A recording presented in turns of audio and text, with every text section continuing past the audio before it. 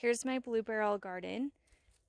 They're extremely easy to make. All you do is follow that line, cut it all the way around, drill in some drainage holes, and you're good to go. I think you get about 12 square foot of gardening space out of both halves together. So you get quite a bit for very minimal work, and I don't even fill my barrels up all the way. So a very easy way to garden, very affordable way to do it. And if you move a lot like us, you can take them with you.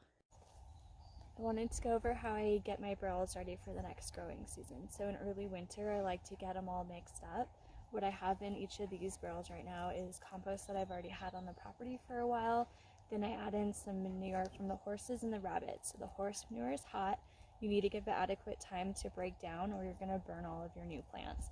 The rabbit manure is cold, so you don't have to give it as much time. You can actually put it directly on plants if you're not putting too much urine in with it and you're still giving it some time or space to break down. I also add in quite a bit of straw. It does break down over the winter, so that's really nice. And whatever's left, it kind of acts as a mulch and it retains your water during the summer. I do throw in quite a bit of earthworms. I get the worms from the ground here. Whenever I bought them, they don't do as well, but these ones are already acclimated to what we have going on. The neat thing about the worms is they'll work for you for free and they do an awesome job. So you basically throw them in. So don't throw them all to the chickens because they're going to be very beneficial to your barrels. I do want to point out when you use straw or hay or anything of that sort, there's a great chance for seeds. So anytime you see them, you're going to want to pick them out. We have some seed pods here. And then you're going to have to be conscious when they do grow, you're going to want to pull them out so they don't steal nutrients from the plants that you do want.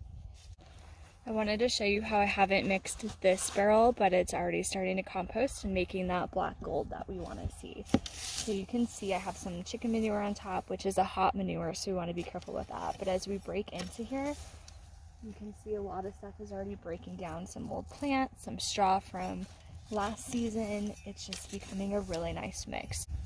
I'm just going to mix in the straw so next year I have a nice layer of mulch throughout. And then all the microbes and everything can be evenly mixed and get to work for me. Container gardens are awesome. You really get to regulate what gets to live inside of them. So there's a lot of bad pests in there that you don't want in your garden. They'd be better off as chicken snacks, so you can dig through and out they go. I know when I first started gardening in the ground here, I lost all of my corn to some kind of bug or some rodent under the ground. It ate the roots off and all my corn just fell over. So just wanted the roots, nothing more, and I didn't get corn that year, so that was a bummer. Now that I have the containers, I'm able to grow corn and protect them a little bit more. Well, I'd love to hear about your container gardens. Does anyone else use blue barrels? Let me know what you like to use.